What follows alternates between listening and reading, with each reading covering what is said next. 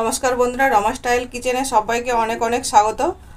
আজ আমি বানাবো একটা খুবই সহজ সরল আর সিম্পল রেসিপি, আর খুবই কম মশলায় একটা মুখরোচক রেসিপি। তো আমি এই মুখরোচক রেসিপিটা কি বানাচ্ছি তোমরা আমার সঙ্গে দেখতে থাকো। আজকে আমি বানাবো মুখরোচক আলুর বড়া। আলুর বড়া বানানোর জন্য এখানে আমি আলুটাকে ধুয়ে গ্রেট করে রেখেছি, আর এদিকে আমি একটু পেঁয়াজ কুচি নিয়েছি। পেঁয়াজ কুচিটা আলুর ভিতরে আমি দিয়ে দেব।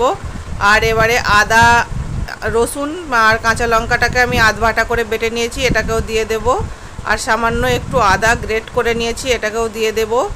আর দেব একটু 2 চামচ মতো চালের গুঁড়ো, আর দেব এতে 2 চামচ মতো আমি এতে বেসন দেব। সমস্ত মশলা আমি খুবই কম পরিমাণে দেব। আর এখনও যারা আমার চ্যানেলটিকে সাবস্ক্রাইব করোনি, চ্যানেলটিকে সাবস্ক্রাইব করবে, ভিডিওটিকে লাইক দেবে। এবার একটু আমি হলুদের গুঁড়ো দিচ্ছি, একটু জিরে গুঁড়ো দিচ্ছি, আর দেব নুন স্বাদ অনুসার। এবার এই মিশ্রণটিকে আমি ভালো করে মেখে নেব। এটা শুকনো শুকনো করে মাখতে হবে, এতে কোনো রকম জল দেওয়ার প্রয়োজন নেই।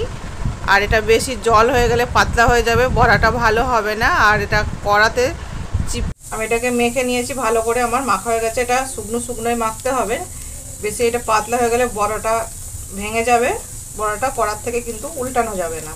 তো বড়াটা ভাজার জন্য এখানে আমি তেল দিয়ে দিয়েছি কড়াইতে, আর তেলটা গরম হয়ে গেছে। এবার আমি বড়াটাকে ভেজে নেব। কেউ চাইলে এতে অল্প একটু পোস্তও ছিটিয়ে দিতে পারো। আমি এরকমভাবে ছোট ছোট, বেশি বড় করব না, ছোট ছোট করে একটু চ্যাপটা চ্যাপটা করে নেব। তো সমস্ত বড়াগুলোকে আমি দিয়ে দিয়েছি, সবগুলো আমার দেওয়া হয়ে গেছে। এবার গ্যাসের আঁচটা আমি কম করে দেবো, এটা ধিমে আঁচে আস্তে আস্তে এটাকে ভাজতে হবে। বড়াগুলো একটা সাইড করে ভাজা হয়ে গেছে, এবার আমি অপর সাইডটাকে উল্টে দেব। গ্যাসের আঁচটা তেজ থাকলে কি হবে, বড়াগুলো উপরে লাল লাল হয়ে যাবে আর ভিতর থেকে কাঁচা থেকে যাবে, ওই জন্য এগুলো কম আঁচেই ভাজতে হবে। অপর সাইডটা ভাজলেই আমার কিন্তু বড়া ভাজাটা রেডি হয়ে যাবে। বড়াটাকে এবার আমি উল্টে দেব।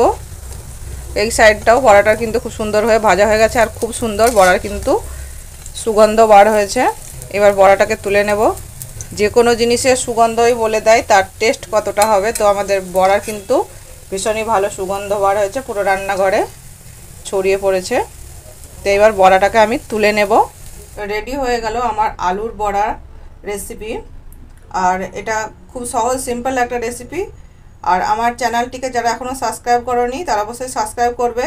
এরকম সহজ সরল সিম্পল রেসিপিগুলো পাওয়ার জন্য ভিডিওটিকে লাইক দেবে, আর আমার পাশে থাকবে। আমার ভিডিওগুলো প্রচুর প্রচুর পরিমাণে সবার সঙ্গে শেয়ার করবে। দেখা হবে অন্য কোনো দিন অন্য কোনো রেসিপির সঙ্গে। আজকের জন্য টাটা।